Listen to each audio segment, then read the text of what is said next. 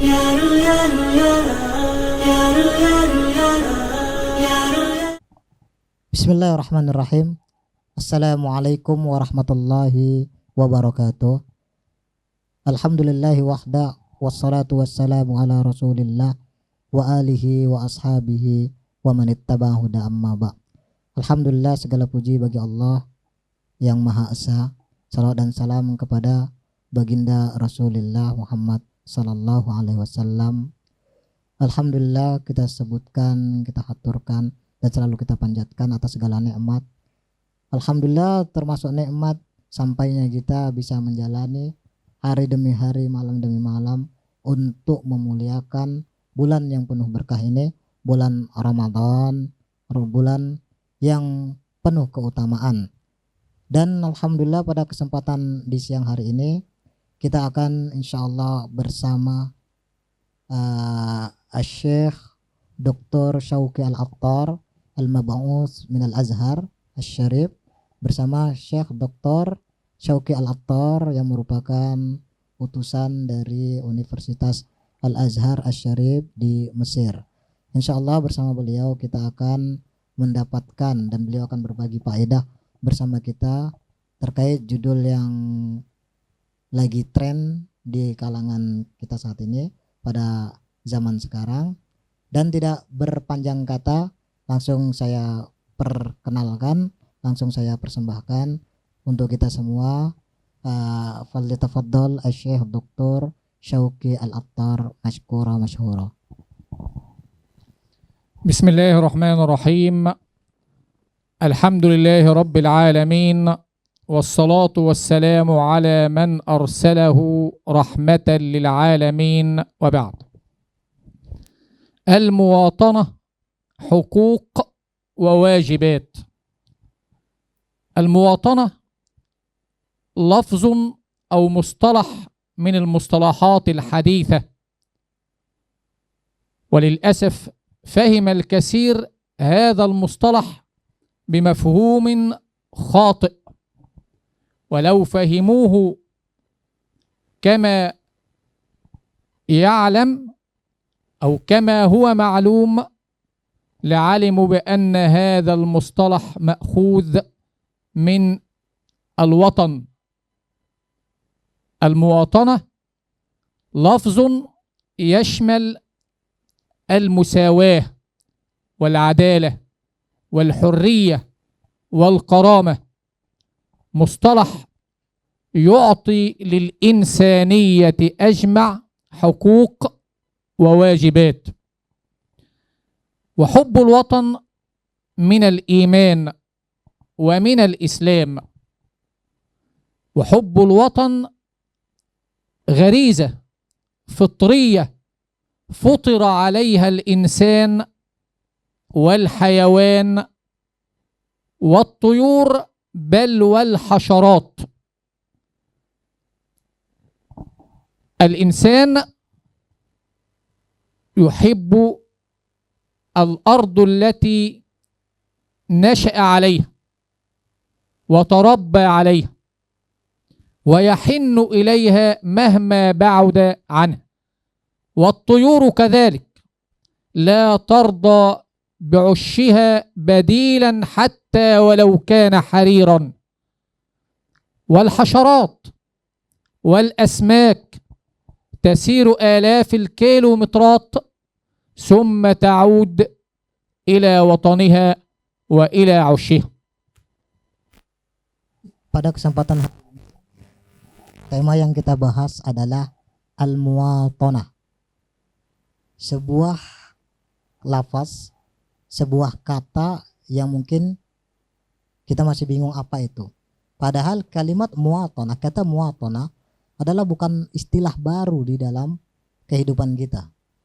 Mustalah atau istilah muwatanah sudah lama terjadi, sudah lama diperdengarkan. Sebuah lafaz yang dia berkaitan dengan waton. Waton artinya bangsa atau tanah air. Yang tuntutannya adalah bahwa dalam muwatanah adanya keadilan, persamaan, persaudaraan, dan kehidupan yang saling berdampingan satu sama lain. Nah, al-watan, al-muwatanah, hidup berkebangsaan, hidup bertanah air. Dari kalimat watan ini merupakan bagian dari keimanan dan bagian dari Islam itu sendiri. Banyak di dalam nas-nas, baik itu nas Al-Quran maupun hadis-hadis Nabi SAW disebutkan terkait al-muwatanah. Namun bukan dengan kalimat watan ataupun muwatanah, namun dengan kalimat-kalimat lainnya. Nah, sebagaimana kita ketahui bahwa setiap orang mencintai bangsanya, asal usulnya, tanah airnya.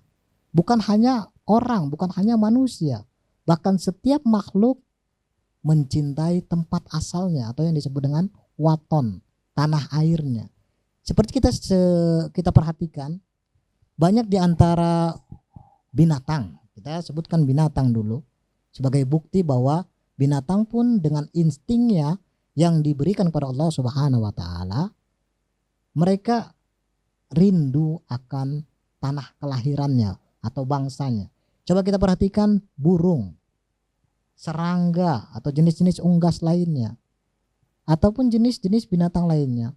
Mereka mampu melakukan perjalanan yang jauh berkilo-kilometer, namun akan ada pada akhirnya nanti dia akan kembali ke tanah airnya, dia akan kembali ke tempat asalnya. Maka akan ada, kita lihat burung bermigrasi jauh sampai berkilo-kilometer antar pulau dan antar benua, namun akhirnya dia akan kembali lagi ke tempat asalnya. Karena apa? Sesungguhnya kecintaan orang, kecintaan makhluk kepada tempat asalnya atau tanah air atau bangsanya adalah sebuah tabiat yang sudah Allah tanamkan di dalam hati setiap makhluk. Binatang, kita juga sebagai sosok manusia. فالمواطنة تعني احترام الكرامة الإنسانية، وتعني احترام البشرية أجمع، وكل من يحمل جنسية الدولة، وكل من يعيش على تراب هذا الوطن، بصرف النظر عن العرق أو الجنس أو الديانة.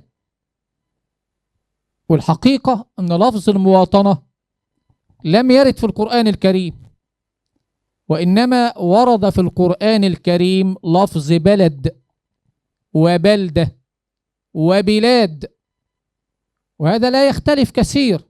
فالمواطنة تعني المساواة والعدالة والحرية. فلفظ البلد نزل سورة في القرآن الكريم: لا أقسم بهذا البلد وأنت حل بهذا البلد. وجاء في سورة سبأ قول الله تعالى: بلدة طيبة ورب غفور. وجاء في سورة الفجر: التي لم يخلق مثلها في البلاد. فالمواطنة حب الوطن والحنين إليه والمحافظة عليه والدفاع المشترك عنه بكل من يعيش من كل من يعيش على أرض الوطن. Dalam ranah kemanusiaan, yakni dalam persepsi manusia, bahwa yang namanya muwatanah, yakni hidup bertanah air, yang hidupnya saling berdampingan satu dengan yang lain jika berada dalam suatu daerah atau bangsa tertentu, yang saling menghormati satu sama lain, saling memuliakan, saling menjaga hak-hak di antara sesamanya di dalam satu negeri tersebut, yang juga di sana terjadi atau digaungkan dan diterapkan persamaan, keadilan serta kebebasan, namun dengan batas-batas yang disepakati tanpa melanggar batasan-batasan tersebut. Nah, muwatanah, kalimat muwatanah seperti disebutkan di awal, ini bukan kalimat baru. Bahkan banyak nas-nas di dalam Al-Quran menyebutkan kalimat muwatanah walau dengan konteks yang berbeda, yakni dengan kalimat al-balad yang artinya sama bangsa atau negeri. Nah, sebagaimana disebutkan dalam surat Al-Balad, la uqsimu bihadzal balad. wa anta hillum bihadzal balad. Sungguh aku bersumpah demi negeri ini, yakni muwatanah, watan, wa anta hillum bihadzal balad, dan engkau menduduki bertempat tinggal di negeri ini. Dalam ayat lain Allah juga sebutkan, yakni dalam surat Saba, baldatun thayyibatun wa rabbun ghafur. Pengibaratan sebuah bangsa, sebuah negeri, baldah thayyibah, negeri yang baik, negeri yang penuh dengan kedamaian, dan wa rabbun ghafur, sedangkan Allah Tuhan, ya Tuhan yang Maha Pengampun. إذا أردنا أن نؤصل مفهوم المواطنة في الإسلام، وهي التعايش السلمي مع الآخرين وكل من يعيش على أرض الوطن. التأصيل الإسلامي لهذا المصطلح قول الله تعالى: يا أيها الناس إنا خلقناكم من ذكر وأنثى وجعلناكم شعوبا وقبائل لتعارفوا إن أكرمكم عند الله أتقاكم إن الله عليم خبير. وقول الله تعالى: يا أيها الناس إنا خلقناكم من نفس واحدة يا أيها الناس اتقوا ربكم الذي خلقكم من نفس واحدة وخلق منها زوجها. وقول الله عز وجل: لا ينهاكم الله عن الذين لم يقاتلوكم في الدين ولم يخرجوكم من دياركم أن تبروهم وتقسطوا إليهم إن الله يحب المقسطين. هذه آيات قرآنية تؤصل فكرة المواطنة والتعايش السلمي مع جميع الملل وجميع الطوائف وجميع الأديان. Nah, lantas makna muwatanah, hidup berkebangsaan, penafsirannya bagaimana? Maka penafsiran dan aplikasinya adalah bagaimana menciptakan kehidupan yang saling berdampingan namun tetap dalam keadaan damai dan aman, tanpa ada saling membenci satu sama lain, atau tanpa ada saling sikut sana atau sikut sini, saling menyudutkan satu sama lain. Nah, untuk perinciannya Allah Subhanahu wa taala telah mengisyaratkan dan telah memerintahkan dan mengajarkan kepada kita. Dalam ayat Allah berfirman, ya ayuhan nasu inna khalaqnakum min dzakari wa untha wa ja'alnakum syu'uban wa qabaila lita'arafu. Sahih ya, Syekh? Nah, wahai manusia, sungguh kami ciptakan engkau, yakni hanya dari dua jenis manusia, yakni laki-laki dan perempuan. Lantas setelah itu Allah katakan wa ja'alnakum syu'uban wa qabaila lita'arafu. Kemudian kami perbanyak jumlah kalian dan kami jadikan kalian bersuku-suku dan berbangsa-bangsa. Nah, aneka suku dan aneka bangsa antar sesama bukan untuk saling membenci atau untuk saling bermusuhan, tapi untuk bersatu dan saling mengetahui, saling mengenal satu sama lain dan saling berdampingan. Sebagaimana juga firman Allah dalam surat lain, An-Nisa, tadi surat Al-Hujurat, An-Nisa, ya ayuhan nasu inna khalaqnakum min nafsin wahidah. Ya ayuhan nasu, ya afwan, ya ayuhan nasu taqu rabbakumul ladzi khalaqakum min nafsin wahidah. Wahai manusia, bertakwalah, takutlah engkau kepada Tuhanmu yang telah menciptakan kamu dari satu jiwa, yakni dari jiwa satu jiwa, yakni manusia pertama. Kemudian dalam ayat lain dikatakan bagaimana, yakni implementasi hidup berdampingan yang damai, aman, yakni sebagaimana firman Allah juga, la yanhaakumullahu anil la yanhaakumullahu anil ladzina lam yuqatilukum fid dini wa lam yukhrijukum an diyarikum wa lam yukhrijukum min diyarikum an tabarruhum wa tuqsitu ilaihim innallaha yuhibbul muqsitin. Bagaimana ketika hidup itu berdampingan dengan yang lain, berbeda suku, berbeda bangsa, bahkan berbeda agama. Banyak sekarang perbedaan agama menjadi akar pokok perpecahan, permusuhan, bahkan tindakan-tindakan kriminal di antara hidup berbangsa dan bernegara. Padahal Allah katakan, la yanhakumullah, Allah sungguh tidak melarang anil ladina untuk bersahabat. Untuk bersahabat dengan siapa? Orang-orang yang tidak memerangi kamu dan orang-orang yang tidak memusuhi kamu dan mengeluarkan kamu dari negeri kamu, dari bangsamu. Untuk apa? Untuk engkau tetap berbuat baik kepada mereka dan berlaku adil. Sebab apa? Allah katakan, innallaha yuhibbul muqsitin. Sesungguhnya Allah menyukai dan mencintai orang-orang yang berbuat adil. إذن الإسلام لا ينهى عن موالاة غير المسلمين بشرط ألا يكون هناك اعتداء من هذا أو ذاك. لكم دينكم ولي دين، لا إكراه في الدين. ومن صور التعايش السلمي رسول الله صلى الله عليه وسلم في السنة الأولى للهجرة حينما هاجر من مكة إلى المدينة وقال قولته المشهورة: اللهم إنك أحب البلاد إلى الله، مخاطبا مكة: وأحب البلاد إلي ولولا أن قومك أخرجوني منك ما خرجت.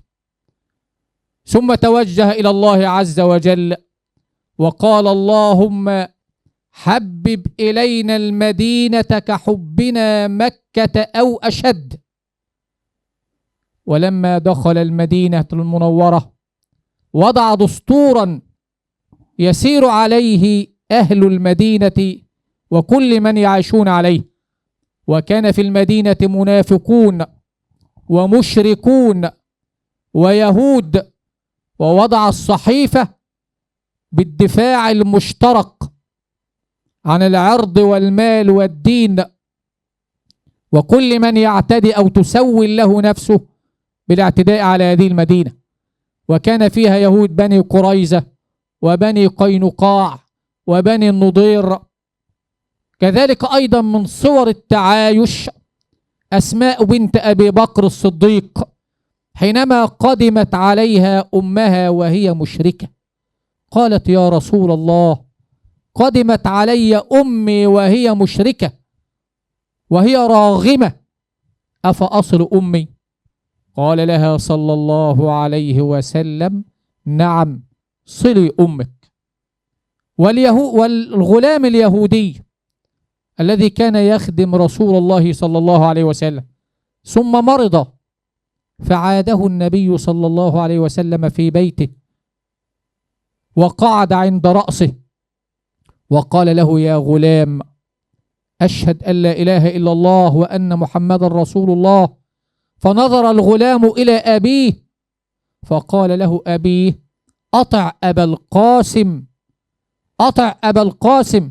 فأسلم الغلام، فخرج النبي صلى الله عليه وسلم وقال: الحمد لله الذي أنقذه من النار. Nah, lantas bagaimana sebetulnya teladan kita, contoh nyata dari tindakan yang namanya hidup damai, hidup berdampingan yang damai. Bukan hanya hidup sesama, tapi antar sesama. Bukan hanya hidup dalam satu suku bangsa, tapi antar suku, bahkan antar agama. Karena di dalam Islam tidaklah dilarang untuk kita seorang muslim bergaul kepada antar suku. Begitu pula tidak ada larangan untuk kita bergaul dan berteman dengan antar agama. Orang-orang yang non muslim, tidak ada larangan itu di dalam Islam. Bahkan kita dituntut untuk saling menghargai satu sama lain dan saling menghormati. Sebagaimana juga contoh nyata dalam kehidupan yang berdampingan namun tetap damai dicontohkan oleh Rasulullah SAW. Tatkala Rasulullah dipaksa untuk keluar dari Mekah, dalam sebuah perkataan yang sangat terkenal, Berkatalah Rasulullah kepada Aisyah, sungguh aku mencintai Mekah. Sungguh aku mencintai Mekah. Seandainya wahai Aisyah, Nabi berkata kepada Aisyah, seandainya wahai Aisyah kaummu tidak memaksaku keluar, mengusirku dari Mekah, maka aku tidak akan keluar dari Mekah. Namun lantas Nabi SAW berdoa kepada Allah, Allahumma habib ilayya al-Madinah. Ya Allah, berikan kepadaku kecintaan kepada negeri yang akan aku tempati, yakni Madinah. Nah, bagaimana sampai di Madinah Rasulullah SAW hidup berdampingan dengan kelompok-kelompok lain, dengan suku-suku lain, bahkan lebih daripada itu bersama dengan bangsa dan agama lain. Sebagaimana kita ketahui bahwa di Madinah bukan hanya Muslim yang ada di sana, bahkan ada kaum Yahudi. Kaum Yahudi dengan bangsa dan sektariannya.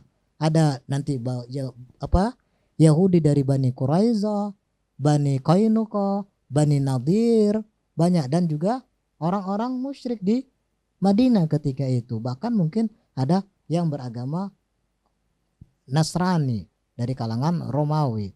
Namun Nabi SAW mengumpulkan mereka, sama-sama mengumpul, membuat satu hukum, satu undang-undang yang saling melengkapi satu sama lain untuk menyatukan bangsa ini, yakni bangsa yang ketika itu tepatnya adalah di Madinah. Kemudian bagaimana juga kehidupan yang saling berdampingan itu dicontohkan ketika Rasulullah SAW ditanya oleh Asma binti Abi Bakar, ya Rasulullah, ja'atni ummi, telah datang kepadaku ibuku. Dan saat itu ibunya Asma dalam keadaan musyrik, dan Asma ketika itu muslimah. Wahiyya ragimah, dan dia memaksaku agar apa? Agar aku tetap menjalin silaturahmi dengan ibunya. Maka apa yang dilakukan oleh Asma? Asma bertanya kepada Rasulullah dan Rasulullah menjawab, sil ummak. Apa kata Rasulullah? Maka jalinlah selalu silaturahmi bersama ibu kamu. Jangan pernah putuskan silaturahmi itu dari ibumu.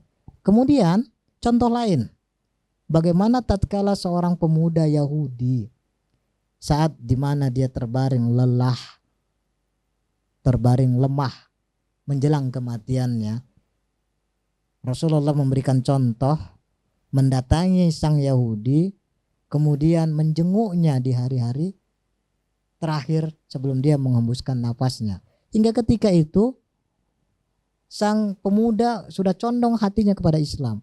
Namun dia melihat kepada ayahnya. Ketika dia melihat ayahnya,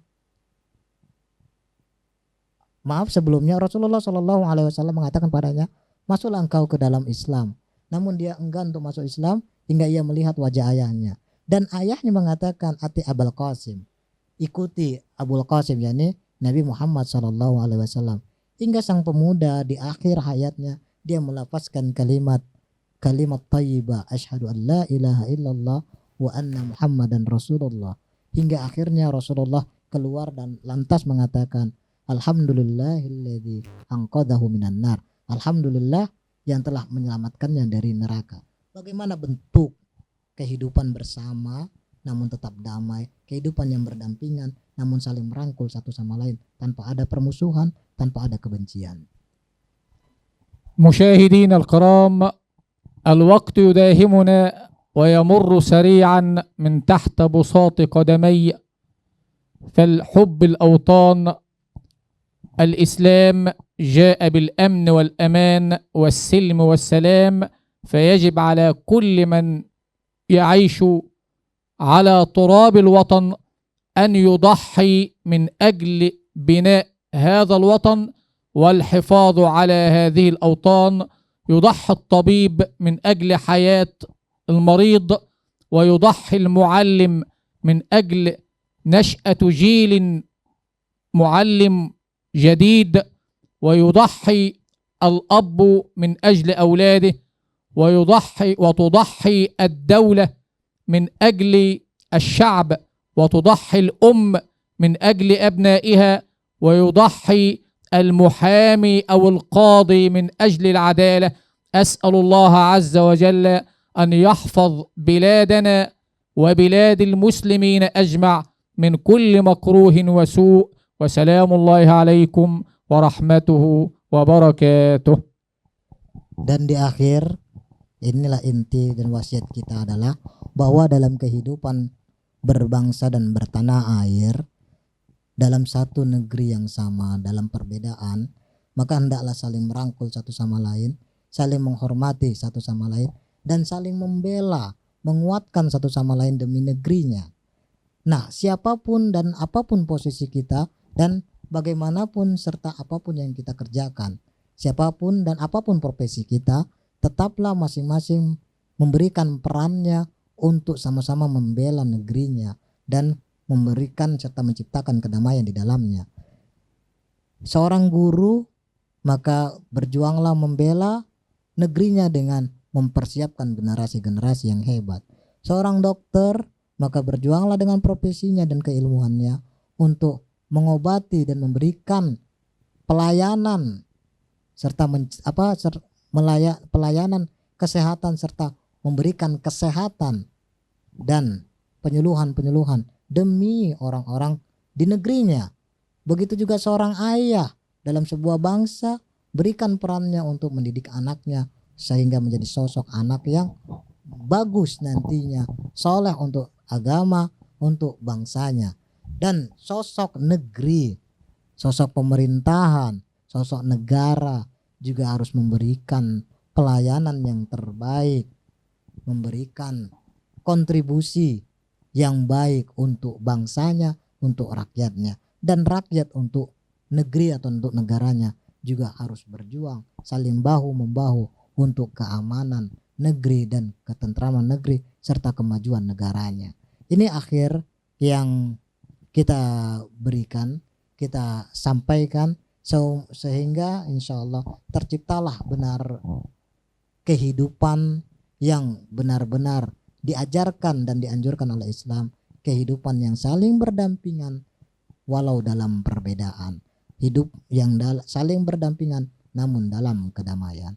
Dan kita akhiri, subhanakallahumma wa bihamdika asyhadu an la ilaha illa anta astaghfiruka wa atubu ilaik. Wassalamualaikum warahmatullahi wabarakatuh. Yaru yaru yaru yaru yaru yaru yaru